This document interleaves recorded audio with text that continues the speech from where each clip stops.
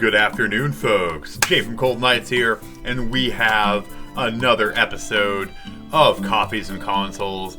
Today, we actually had my wife pick a surprise coffee for me. She literally just told me what it is. Ordered it from Starbucks. I transferred it over to today's new mug, and we're going to check it out.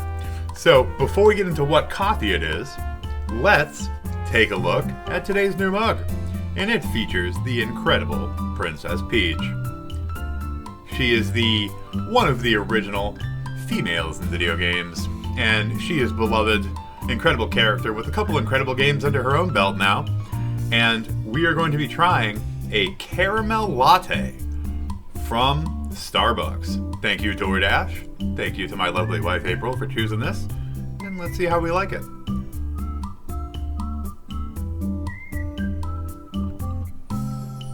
Wow. That's good, man. That's good. I don't know if they're better at making coffee than me there or what, but the aroma of the caramel is incredible, and the taste on this is really good. It's not overly sweet, but it has a wonderful taste.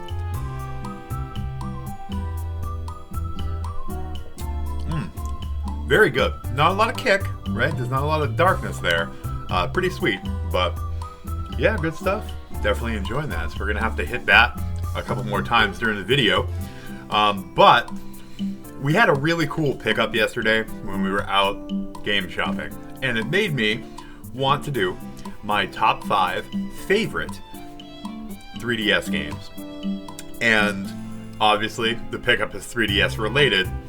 And then after that, we're going to cover our top 5 favorite Pokemon, staying in the Nintendo and kind of handheld sphere of things.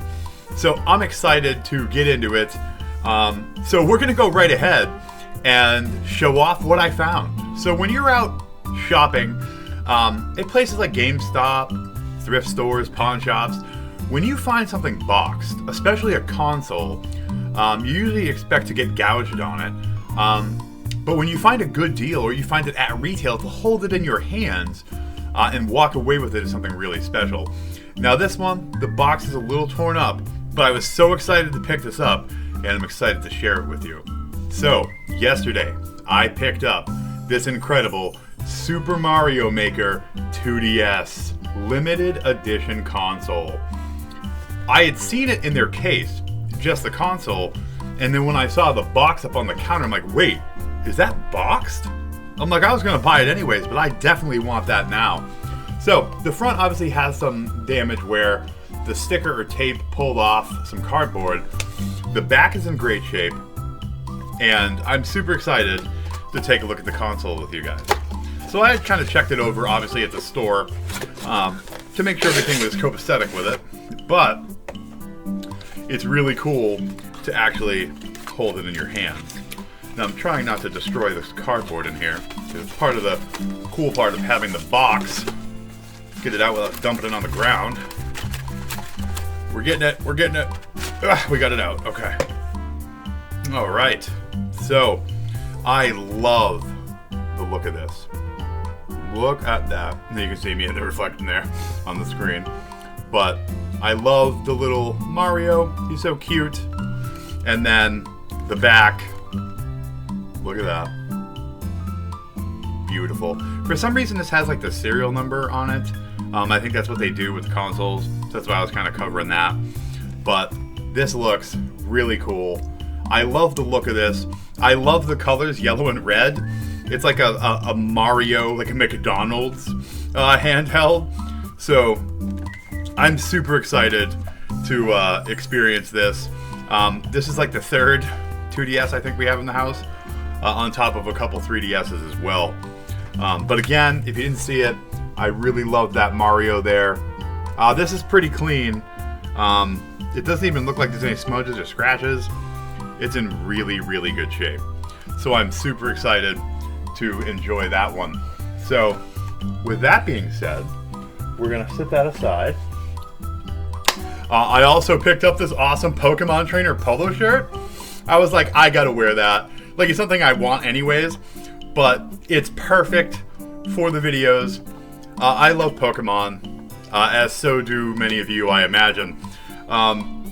But yeah, it was so fun to pick that up yesterday. And when I got home, I was like, I'm definitely going to make a video featuring 3DS games and Pokemon. So before we get to those top 5 3DS games, we're going to go over my top 5 Pokemon and why I love them right now. So we're going to start off with a Pokemon that was in the newest generation, and when I saw him, I immediately fell for him, and that is Kilowattrel. So, if any of you know me, I love birds, and it may seem weird, you know, I might seem kind of like a punk rock alt type of guy, but I love bird watching. I used to always get the Audubon Society's bird guides. So in Pokemon, I always have 2 different teams, right? I have my team that I'm using specifically to fight the Masters and all of the like champions to continue in the game. But then I have my all-bird team, and Kilowattrel was awesome. And what I love is he's electric flying, so that's always wicked cool. His design, which obviously is up on screen now, is so cute. And he was one of my favorites. I first encountered him when I was playing Scarlet and Violet, and I came up over one of the mountains on the edge of the continent, and I was like, what is that? And I was like, oh my god, it's like a frigate bird that's electric. I was like, this is freaking awesome. So, love Kilowattrel. My number 4, he's been there since the beginning. I love Gengar. I got Gengar plushes, Gengar figures. He's always been one of my favorite. I love the Ghost evolutions. I love almost all of the Ghost Pokemon in general. I'd say probably next to Flying. They're probably my favorite. But Gengar is so cool. And, you know, all of the appearances he had in the anime were so fun. So definitely love Gengar. And then, back to the birds, right? Staraptor was one of my absolute favorites. When I first saw Starly and then Staravia, I went insane. So adorable. I love them to death. And I always love having these big, like raptor type birds on my team. So Staraptor fit right in. Always one of my favorites. Can't get enough. And then, sticking with the birds, my second favorite ever, which I just experienced recently in my playthrough of Ultra Moon, which is one of the games that I had slept on for a long time, is Toucannon. Toucannon is so incredible. I love toucans. I watch videos of them all the time on like Instagram. Toucan has always been one of my favorite birds. A quick fact, did you know that toucans are one of the only birds that you can domesticate and properly train to only go to the bathroom in their cage? Any other kind of bird, no matter how genius the parrot is, how expensive they are, they will poop all over the place. But toucans can be trained to only go in the cage or in a designated spot, which is so cool. And if you guys ever want to see some of the most curious and intelligent birds, go watch toucans. There's a whole bunch of people that have got like licenses or whatever to have them as pets, and it's so cute and interesting to watch them like wander around the house and interact with other pets and interact with the people. So I love toucans, and I love Toucan, and he's very strong too. Very strong Pokemon. He is very good. And of course, my number 1, I'm pretty sure I got a figure of them right here. It's Sylveon. And it's so funny because with the Pokemon Go craze that's been going on for the last years, everyone at work, before like Pokemon was for geeks, but now like everyone plays. And one of my big bosses at work loves Pokemon, and he's like a grown-ass man just like me. He loves Pokemon Go. He's not so much into the games, but Pokemon Go is like his thing. He's like one of the top-rated players in our region and all that. And people will be talking about their favorite Pokemon and all that, and I'll say Sylveon, and they're like, what? I think they, just like everyone else, they expect me to want some like terrible, like grizzly, scary-looking Pokemon. Nope, Sylveon is my Pokemate. I love Sylveon. Every game that Sylveon is in, I make sure Sylveon is my main, gets maxed out. I adored Sylveon in Scarlet and Violet, and I remember all the cool like moon attacks that she did. I always love it to death. So, Sylveon, my Pokepal forever. Number 1. Nobody is even close. I have an awesome Sylveon plush that I picked up a couple of years ago, but I keep it put away because the house is so dusty and it's white. I don't want it to get ruined. So yeah, Sylveon, definitely. I need to get a Sylveon poster. I don't know if you guys can see, I have this awesome like Pikachu poster back there that's done in like the style of like a Japanese movie action poster. It's freaking awesome. I definitely need to get a cool Sylveon picture for back there as well. So, guys, what are your favorite Pokemon? Why don't you tell me down in the comments, and maybe we can start a debate about who the best Pokemon are. But without further ado, I think it's time to get into the 3DS games that I adore the most. And we're going to start with number 5, and that is Fire Emblem Fates Conquest. Now, Conquest is the one I happen to have handy. Birthright is also incredible. Unfortunately, I was late to the party and can't play the third story, the DLC, but this one was so wonderful, so very different than Shadows and a lot of the other more recent titles. This is very old school, and Conquest, out of the 2 games, was the one that was harder, and there was a lot less opportunity to grind or level, and you got a lot less money in this one. So it was pretty much more of a test of your strategic abilities, and I loved it. It was just the right difficulty, and I love these characters to death. They were so awesome. Some of my favorite characters in Fire Emblem history. I absolutely adored this game. It was one of those ones where I started playing it, and I basically played it for like a week straight, put in a massive amount of hours, and completed it. So definitely suggest Fire Emblem Fates, Conquest, or Birthright if you haven't played them yet. Coming in at number 4, I would say it would be The Legend of Zelda: A Link Between Worlds. So, incredible game. Obviously, the addition of going into the walls, wicked cool, but very classic gameplay. Love the graphics in it. But for me, the story in it is what is so potent.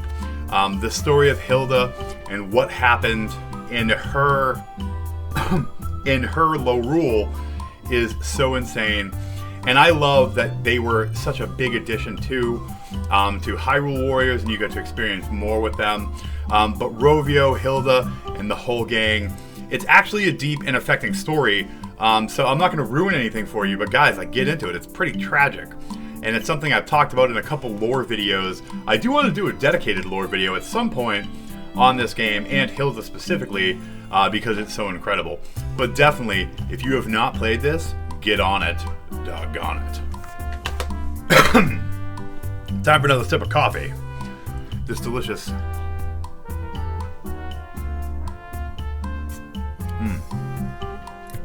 caramel latte. Gotta love it. Alright. So, we're gonna go with next one.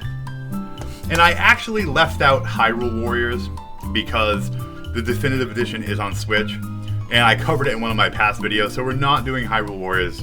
But for number 3, we have Resident Evil: The Mercenaries 3D. Guys, if you love the multiplayer mercenary modes that were in 5, 6, you will adore this. That's basically what this is. You could play it single player, you could play it co-op, and I think you might still be able to do it local play. Obviously the internet stuff is down, but running mercenary mode, whether it's by yourself or with a friend, I want to say there's like 8 or 9 selectable characters. There may be even more unlockable ones, but it is so fun. That mode is so addicting. One of my favorite multiplayer modes ever was that specific mercenary mode in Resident Evil 6. And Resident Evil 6 is a game a lot of people find very divisive. A lot of people do not think it was a great entry in the series. I actually personally like it, and I adored the mercenary mode specifically. So if you enjoy the mercenary modes in those games, definitely check this one out. You cannot beat it. And this one, beautifully complete.